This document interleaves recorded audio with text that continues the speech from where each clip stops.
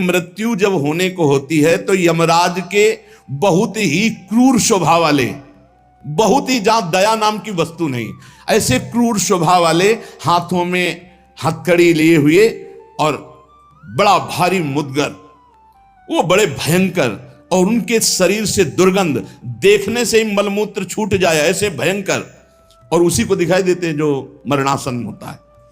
यमदूतों की दृष्टि पड़ते ही वो शरीराहंकारी जीव कांप पड़ता है। अब बोलने की हिम्मत नहीं, कफ पित्त वायु सब बिगड़ चुका है, कोई सहयोग देने वाला नहीं, सांस भी नहीं ली जा रही। अब उसका चित्त वहीं भ्रमण करेगा, मेरा पुत्र बचा ले, मेरी पत्नी बचा ले, मेरा परिवार। भगवान की तो याद जीवन में की नहीं, तो अब भगवान की अगर याद की होती तो ऐसी दुर्दशा नहीं होती।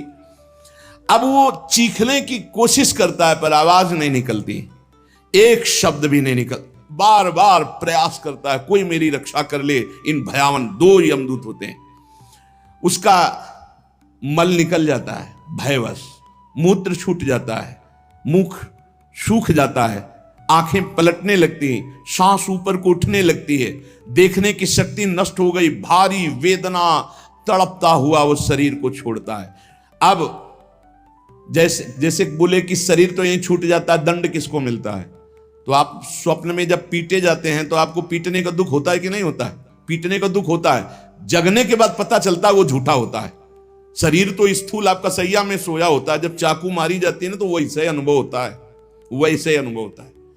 तो ये जब स्वाप्निक शरीर में अनुभव हो गया, वो तो यम यातना देह पर्सनल, जैसे जेल की वर्दी मिलती है ऐसे एक शरीर मिलता है उस जीवात्मा को।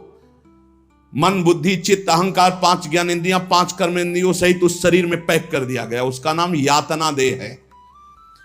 अब उसको शरीर से ले जाते हैं यातना देह से, स्थूल देह तो यहीं छूट गया, सूक्ष्म शरीर कारण शरीर पैक कर दिया गया यातना देह में। जैसे स्थूल शरीर में, स्थूल शरीर छूट रहा, यातना देह मिली, वो सूक्ष्म होता है।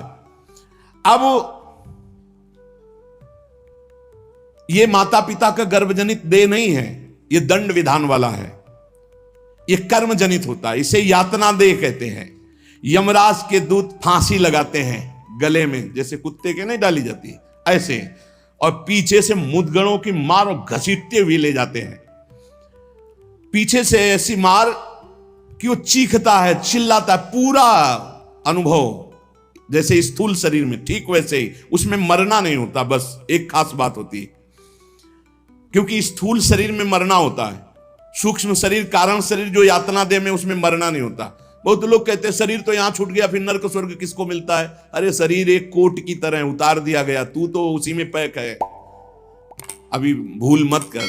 अब देखो दक्षिण दिशा की ओर उसे दौड़ाते हुए मारते हुए पीछे से ले जाते, और तप्त बालू, आग जैसी तपती हुई बालू,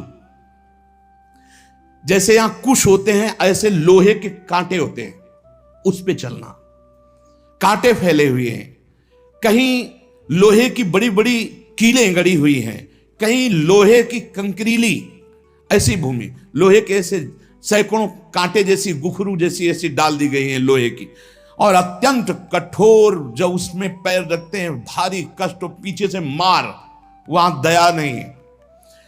कहीं आगे भूमि आग जैसी जलती हुई, कहीं सैकड़ों गड्ढे जिनमें गिरा गिरा करके मारते हुए ले जाते हैं, और सूर्य भगवान इतने नजदीक से ताप देते हैं कि आग लगती है, वो सूर्य की किरणों से जलता है। ऐसे यमराज के उस मार्ग में घसीटते हुए यमराज के दूत ले जाते हैं, यमपथ, और बीच बीच में दूत उनको कठोर ताड़ना देते हैं, रोक रोक के, मरना है नहीं। जिस समय जीव को घसीट कर ले जाते हैं, सैकड़ों घुड़कियां मार, इस तरह का कष्ट हो। अभी ये ब्याज है, नरक नहीं पहुंचा, अभी तो यात्रा है, बिना किसी सवारी के यात्रा होती है 48 मिनट 2 घड़ी में। जो मनुष्य यहां छत्र दान किया है किसी को, श्री जी को, बिहारी जी को, गुरुजनों को, आचार्य जनों को छत्र दान किया, तो जब वो जाता है तो ऊपर के ताप से बच सकता है, उसे वही छत्र मिलेगा। और जो किसी को पूज्य जनों को पादुकाएं दान की हैं, फिर उसको पादुका, अगर अन्न दान किया है तो रोक के भोजन। ये मोक्ष नहीं, कल्याण नहीं, दान पुण्य से नहीं होता, ध्यान दीजिए। हाँ, उस भारी संकट के समय में तुम्हें भोजन मिल जाएगा। पौशाला खोला, पानी पिलाया तो तुम्हें पानी मिल जाएगा। और जो मूर्ख यहां आकर के ये सब नहीं किया तो जाना उसको भी यमपुरी है। भजन के बिना यमपुरी से नहीं बच सकते, दान पुण्य करके। अवश्य में भोक्तव्यम कृतम कर्म शुभा शुभम, इसीलिए समझ लो, सोचते हो कि हमने दान पुण्य कर दिया, हमारे लिए विमान आएगा परम पद का। जाना नरक ही पड़ेगा। बारी मथे घृत होए बरु सिकताते बरु तेल, बिनु हरि भजन न भवतरी या सिद्धांत तपेल। भजन के बिना नहीं, इसलिए कह राधा राधा राधा। अब इस प्रकार की यात्रा, अनेक प्रकार से कष्ट भोगता हुआ पाप पीड़ित जीव धर्मराज के नगर में पहुंचा। अब वहां सेकंड के कम हिस्से में हिसाब हो जाता है। ऐसा थोड़ा क्या नाम है, कहां से लाए हो, क्या क्या किया, ऐसा नहीं। एक सेकंड के कम हिस्से में बहुत लाइन लगी हुआ। यम यातना के शरीर में भारी कष्ट भोगता हुआ जीव, दाह का अनुभव करता हुआ, कांपता हुआ, भयंकर वेदना से युक्त सामने खड़ा हुआ। देखते ही निर्णय हो गया। अब वहां से उसको उसके कर्म के अनुसार नरकों में ले जाया जाता है। जिसने यहां सूर्य भगवान को प्रातःकाल उठ करके जलांजलि दी है, पुत्र हैं भगवान यम, सूर्य पुत्र, जो अपने पुरखों का पिंडदान किया है, जो समय समय पर अपने पूज्य जनों को, गुरुजनों को, संतों को अपने घर में बुलाकर भोजन पवाया है, जो बुजुर्गों को तेल मालिश करके, जैसे उन्होंने हमें तेल मालिश करके पुष्ट किया, ऐसे वृद्ध माता पिता के जो चरण दबाना है, शरीर पर तेल लगाना है, उनके वस्त्र धो देना, उनको भोजन कराना है, उसको वहां थोड़ा आदर मिलता है। बैठो, खान पान, थोड़ा सुख सुविधाएं। नरक से नहीं बचोगे, भगवत भाव के बिना नरक से नहीं बचोगे। जो जो उसने सेवाएं की हैं, वो सेवाएं, आए हो नरक के मार्ग में तो थोड़ा तेल मालिश हो जाएगा, खवा पिया दे जाओगे, थोड़ा शीतल जल पीने को मिल गया, खान पान की, विश्राम की व्यवस्था थोड़ी समय के लिए। अरे इसीलिए जय सीत हरिवंश नरक गति। तो ये जो अपने माता पिता को गाली देते हैं, जो मनमानी आचरण करते हैं ना, खूब अच्छे से तृप्त होते हैं। अब बात ये कि याद नहीं रहती ना, जैसे गर्भ की बात याद नहीं, यार गर्भ की बात याद आ जाए तो तुम भजन के सिवा कुछ नहीं करोगे। मरने की बात याद आ जाए कि पीछे जब मरे थे तो कितना कष्ट हुआ, मां के गर्भ में रहे कितना कष्ट हुआ, ऐसी जेल तो है ही नहीं मां के गर्भ जैसी। विचार करके देखो। अब वो मृतक जीव जो जो सुविधाएं दान की थी, वो उसे कुछ दिन के लिए वहां सैया मिल गई, भोजन मिल गया, विश्राम मिल गया। कुछ दिन के लिए भाई, बहुत होश में, दान पुण्य के भरोसे मत रहना। अब जब वो पुण्य खत्म हुआ उनका, तो यमदूत उनको साथ लेकर गए। 12 दिन तक उसको पुण्यों के भोग का अवसर मिलता, तभी तक 13वीं तक कहते हैं जीव को नरक की गति नहीं दी जाती। 12 दिन तक उसको होगा कोई विश्रामालय, उसमें रखा जाता है। 12 दिन तक जो पुण्य सुकृत हुए उनको भोग लो, अभी आराम कर लो, नरक आए हो। अब नरक में प्रवेश होगा 13वीं के बाद। तभी कहा जाता है जल्दी जल्दी 12-13 दिन खूब पुण्य कर ले, उसको दान करो आत्मा को, तो उसकी उन्नति हो जाएगी। कोई ये झूठी बातें नहीं है। और राधा नाम बोल दिया एक बार तो इसके बराबर कौन सा पुण्य होगा। यमराज के खाते में पुण्य वाला है ही नहीं ऐसा जितना राधा। अरे जाना ही नहीं पड़ेगा भैया। राधा नाम जिसकी जिह्वा से निकाल, अनुल्लिख्यानंतानपि तदपराधान मधुपति। इसीलिए तो गरज कर कहते हैं, अब जिनको नरक भोगना है वो नहीं सुनेंगे भगवान नाम महिमा, भगवान नाम जप नहीं करेंगे। 12 दिन के बाद, 12 दिन तक वो अपने घर के वालों के दिए हुए पुण्य आदि जो उसको भोगता है। फिर जब पिंडदान हो जाता है 13वीं, तब तत्र यद बांधवस्तोयम प्रेक्षन्ति तिलैः सह यच्च पिंडम प्रेक्षन्ति नियमानस्तदनुते तैलाभ्यांगो बांधवानां मंग संवाहनम चयत तेन चाप्याप्यते जंतुर यच्चास्नन्ति सुबांधवाः। जब शरीर छूटता है उस समय से बहुत होश में रहो, सब कुछ मिलेगा उसको। जीवात्मा जो छाती के पास बैठ के ले, नाक बहा रहे हैं, आंस बहा रहे हैं, यही पीने को मिलेगा उसको। बहुत होश में, राधा राधा। कम जिंदगी में वो नहीं जपा तो तुम तो कीर्तन कर ले, वो मिलेगा फल उसको। 12-13 दिन का ऐसा हिसाब रखा जाता है कि बांधोजन परिवार के लेकिन भजन नहीं करेंगे, रोना धोना। मृत्यु से 12 दिन बीतने के पश्चात यमपुरी को खींच कर ले जाया जाता है उस जीव को। अरे यमपुरी भैया हुआ जैसे जेल पहुंचे, कोई थप्पड़ लग रहा है, कोई डंडा लग, वो देखे कि प्राण छूट जाते कि हमारे ये दुर्दशा। मरना नहीं खास बात है, यमराज की यमपुरी को देखते ही प्राण सूख गए। कोई काटा जा रहा है, कोई कोल्हू में पेरा जा रहा है, कोई पकौड़े की तरह तला जा रहा है, हाहाकार मचा। मरना किसी को है नहीं। मृत्यु काल ये सब वहां नजर आ रहे हैं। मूर्तिमान मृत्यु, मूर्तिमान काल, जो यमपुरी में दंड हो रहा है। काजल की राशि के समान, जैसे काजल के पहाड़ ऐसे यमदूत हैं कि ऐसे पचका दे तो भैया, ऐसे नींबू जैसे नहीं निचोड़ा जाता, ऐसे निचोड़ दिए, फिर छोड़ दिए, फिर वो जी गया, फिर निचोड़ दिए। अब बोले 10,000 वर्ष तक यही करना है उसको, अब 10,000 वर्ष तक वो ऐसे करता रहे। क्या दुर्दशा। तभी हरिवंश महाप्रभु कहते हैं, रस सिद्धांत का वर्णन जब करते हैं तो कहते हैं, जैसी हरिवंश नरक गति दुर्भरी, बहुत कठिन है नरक की गति। तभी कहते हैं नरक जाओगे होश में रहो, तो मतलब सबसे बड़ा दंड नरक का। लोग कहते हैं कि कहां नरक स्वर्ग है, किसने देखा है, तुम देख लोगे। ऐसे आचरण रख रहे हो जो संतों की अवहेलना करे, शास्त्र की अवहेलना करे, भगवान को अवहेलना कर रहे हो, अपने आप देख लोगे पर बताने नहीं आओगे। बस खास बात ये है। और भौहें कैसी, टेढ़ी भौहें, काजल के समान काले, और विकराल मुख, लंबी दाढ़ें, कुरूप, आवाज भीषण भयंकर, और रोम ऐसे जैसे बंबूल के कांटे कि अगर ऐसे कर दे तो पूरा शरीर छेद जाए, ऐसे दूत। विशाल भुजाएं, पुष्ट भुजाएं, और सब यमदंड यम पास लिए हुए, बड़े भयंकर। दुर्गंध आती है शरीर से, जीव देख के घबराता है, उनके हाथों में फंसा हुआ। अब जो यहां पराये पुरुष से रति करती है, अपने पति को धोखा देकर, जो अपनी पत्नी को धोखा देकर दूसरी पराई स्त्री से, पतिवंचक परपति रति करई, रौरव नरक कल्प सत्परई। ऐसे ही पुरुष को, ऐसे स्त्री को।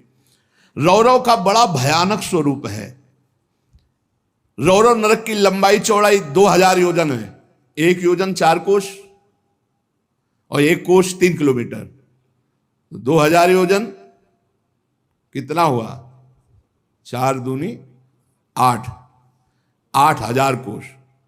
2000 का 4 तो 8000 हुआ, और अतिरिक्त 24,000 किलोमीटर का है। 24,000 किलोमीटर का, और गड्ढा रूप है जिसकी बहुत गहराई है। यह नरक बड़ा दुखदाई है। इसमें अंगार रास बिछी हुई है, आगों की अंगार रास, दहकते हुए अंगार, बहुत ही। अब जो स्त्रियां पराये पुरुष से, तो वैसे ही सैया अंगार की और तपता हुआ आग का पुरुष। अब भैया वहां जो पुरुष पराई स्त्री से, ये लिव इन रिलेशन, ये गर्लफ्रेंड, तुम्हारा इंतजार हो रहा है, रौरव में नंबर लिख गया है।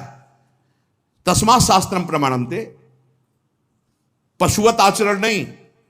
इसीलिए भारत भूमि में जन्म होना शास्त्रों में महानता का वर्णन किया गया, क्योंकि धर्म का पूर्ण यहां पालन करने वाले जन होते हैं। जो नहीं करते उनके लिए व्यवस्था है। अब उसके भीतर यमराज उस दूत, यमराज के दूत उस पापी जीवात्मा को, अब वहां स्त्री पुरुष तो है नहीं, वो तो शरीर पहले ही छूट गया। अब यातना देह, वो जेल की वर्दी, यातना देह नरक की वर्दी, धधकती आग में वो जल रहा है, चीख रहा है, पग पग पर भून भून कर गिर रहा है, न मूर्छा न मरण, रात दिन चीखता रहता है, जलता रहता है। दौड़ना है 28,000 किलोमीटर, बस उसी में दौड़, आनंद लीजिए। कितने दिन, बोले सहस्त्रों वर्ष, 1-2 वर्ष नहीं, सहस्त्रों वर्ष। ऐसे पापियों की शुद्धि नरक में की जाती है। फिर जब वहां से निकलते हैं तो कीड़े मकोड़े, पतंगे, हिंसक जीव, मच्छर, वृक्ष, ऐसी योनियों को प्राप्त होते हैं।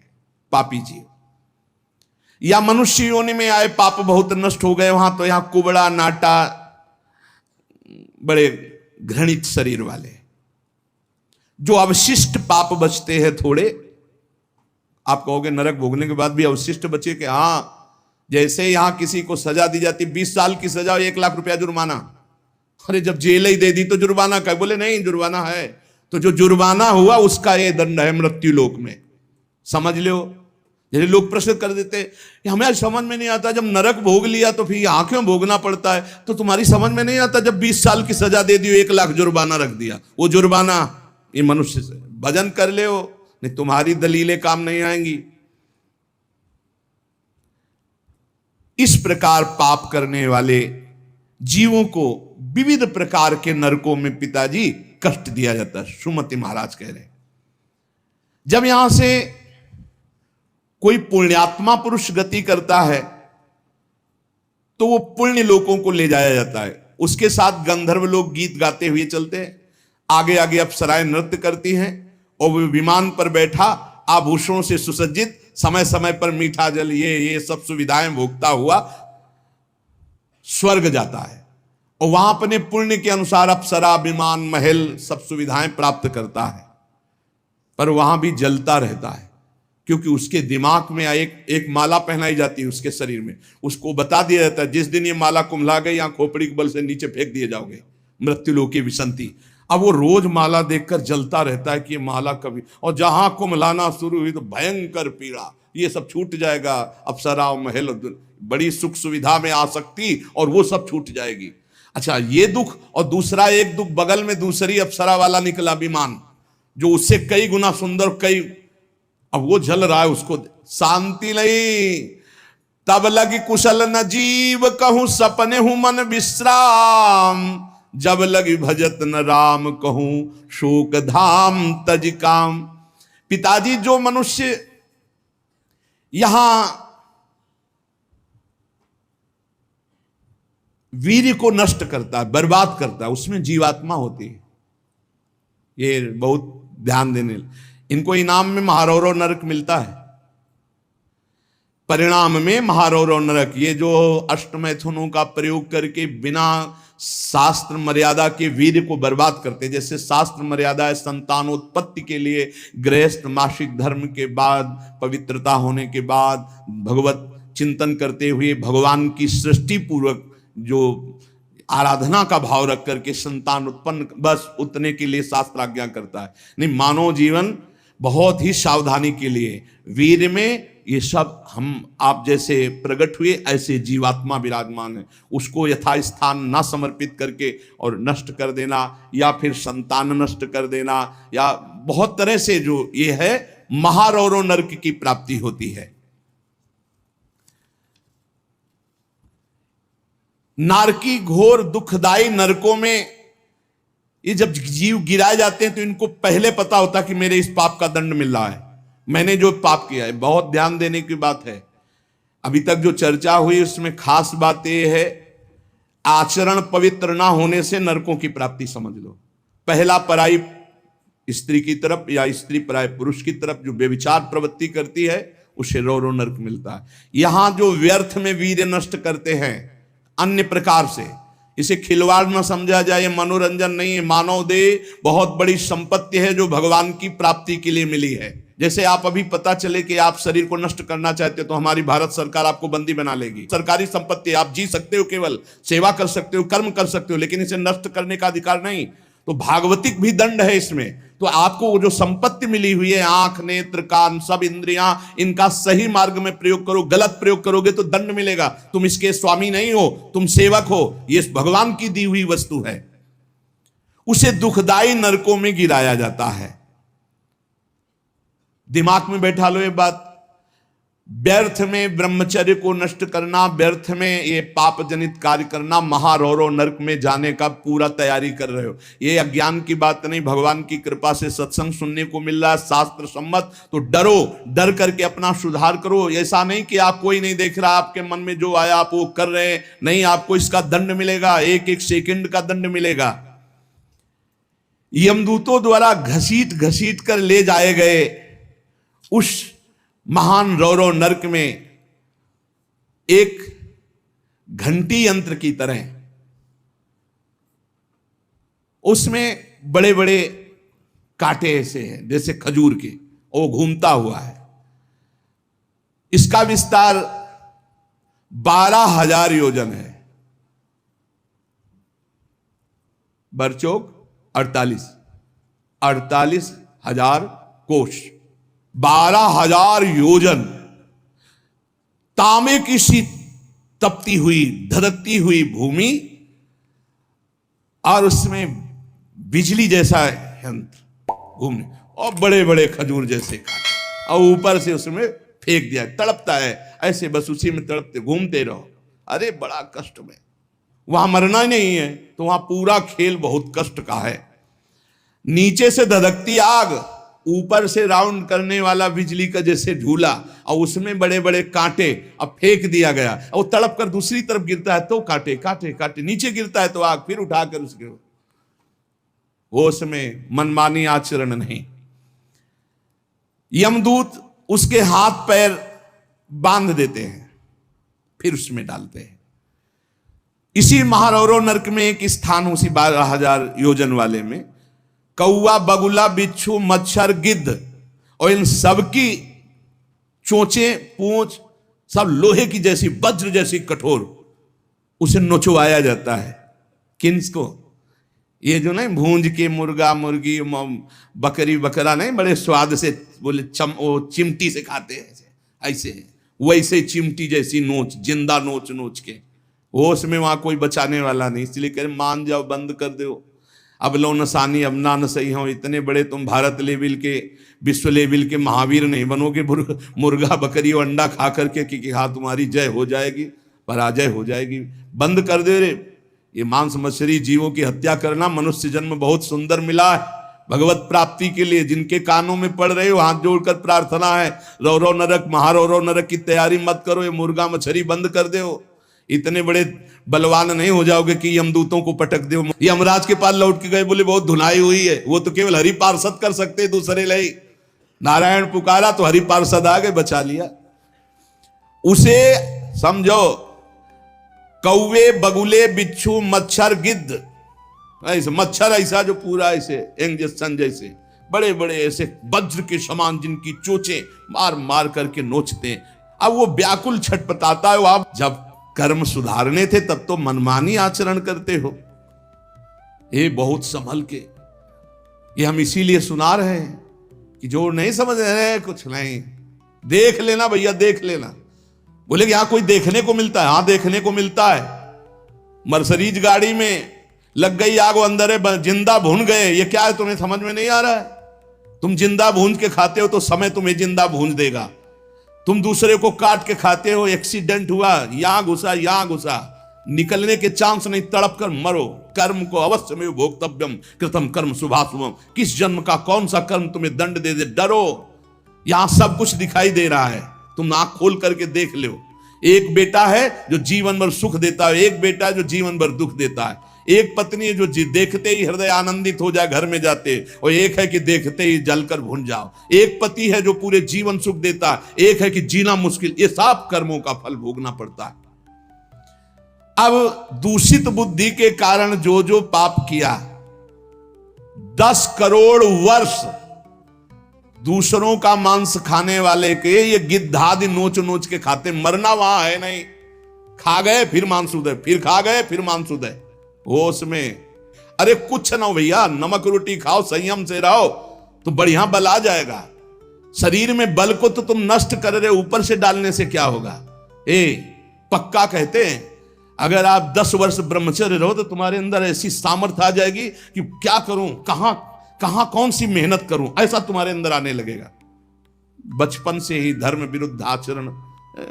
अरे इंद्रियों को वश में करने के लिए मुर्गा मछली वाली ताकत थोड़ी चाहिए, पवित्रता की ताकत चाहिए। ये मन के गुलाम, इंद्रियों के गुलाम पाप कर 10 करोड़ वर्ष भोगने पर फिर उसको मनुष्य लोक में भेजा जाता है। और फिर कैसे भेजा? मुर्गा बना के। फिर वो चाकू, समझ रहे ना, जिसको तुमने काटा था, फिर बहुत बड़ा, इसीलिए कहा गया सेवक जी महाराज करें संस्कृति मान बरियाए के पायो मानुष दे ताकत पार। अरे संस्कृति चक्र को रोक के भगवान कृपा करके तुम्हें मनुष्य दे दिए, और सत्संग भी सुना रहे कि हमें पता नहीं था, तो आप पाप कर्म करना बंद कर दो। देखो कैसे घृणित पदार्थ खाते। अंडे में क्या भरा है, कितना दलित दूर। हाँ बोले हम बलवान बन रहे, विटामिन पी रहे हैं। क्या करे। हाँ मतलब गजब, उल्टी हो जाए देख के। अंडे में जो भरा है उल्टी हो जाए देख के। कर्म काल तुम्हें दंड देगा। मान लो जीवों के प्रति दया का भाव सबसे बड़ा धर्म है। परहित सरिस धर्म नहीं, जीवे दया, जीव पर दया करो। ये जो अपराध कर रहे हो, अरे भाई एक एक जैसे चबेना चबाते ना, ऐसे मछली चावल खाते हैं। जिंदे खाएंगे यमदूत वहां, ये सब यमदूते हैं जो बड़ी बड़ी चोच वाले। अब महारौरों के कष्ट को कैसे तुम्हें बताए।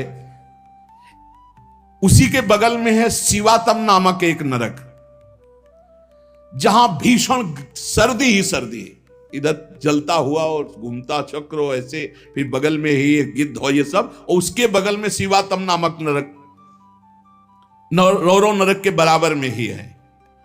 घोर अंधकार, भीषण सर्दी और दम घुटने वाली गैस।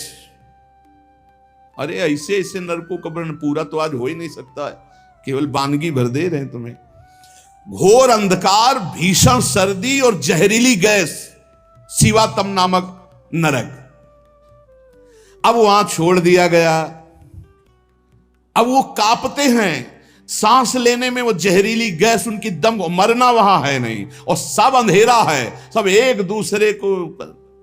और ये वहां इतनी सर्दी की दांत कटकटाते हैं, भूख प्यास अन्य उपद्रव, इसके साथ ऐसी वायु चलती है कि बड़े बड़े ओला, फूट जाए शरीर, भयंकर हड्डियां चर चर टूटती हैं, ऐसे ईंट की तरह ओला गिरते हैं, मज्जा रक्त बह रहा है, अंधेरा, भीषण गैस, वो प्राण लेने वाली, क्षुधातुर मनुष्य एक दूसरे को खा रहे हैं वहां नरक में। शिवातम नामक नरक, महान कष्ट भोगते हैं ये निकृष्ट पुरुष जो दूसरे के बच्चे का अपहरण करके ले आते, जैसे ने दूसरे आदमी का चोरी करना, हिंसा करना, मार का, ये सब इस नरक को प्राप्त होते हैं। डरो, यही डर ही डर हरिवंश हित, जिनो भ्रमय गुण सलिल पर, जी नामन मंगल लोक त्युस्व। ये छोटे छोटे पशु पक्षियों को तुम मार कर खाते हो, दूसरों के धन का अपहरण करते हो, अस्त्र शस्त्र लेकर किसी दुकान में घुस गए, उसको मार दिया, काट दिया, उसकी संपत्ति छीन लाए, ले लो, तुम्हारा ये स्वागत होगा। शिवातम नामक नरक में डाले जाओगे, जहां केवल अंधकार, भीषण सर्दी, ओला की वर्षा और दम घुटने वाली गैस, और हजारों हजारों वर्ष वहां तुम्हें भोगना होगा। इसी के बगल में है निकृंतन नामक नरक। इसमें कुम्हार की चाक की तरह पूरा नरक घूमता रहता बड़ी रफ्तार से। ये थोड़ी देर रफ्तार वाले में किसी यंत्र में बैठ के देखना, बहुत रफ्तार से जो घूम रहा हो, चक्र की भांति निरंतर घूमता रहता है। और यमराज के दूत कोड़ा लिए खड़े रहते हैं, और जैसे उसके सामने आए तो इधर मारा चप से, और वो घूम के सर से वो उधर मारा, उधर, चारों तरफ कोड़े की मार, और उस यंत्र, अब वो उल्टी करता है, भयंकर भय लग रहा है, उसी में घुमाया जाता है। कुम्हार की चाक के समान चक्र की तरह निरंतर घूमता रहता है। यम दूत पापी के ऊपर कोड़ों की वार करते रहते हैं। शरीर पूरा मस्तक तक रक्तमय हो जाता है कोड़ों की मार्ग से, रफ्तार से वो घूमता है, प्राण निकलना नहीं है, सब चिथड़ा उड़ जाता है कोड़ों, और सब मरना वहां है नहीं।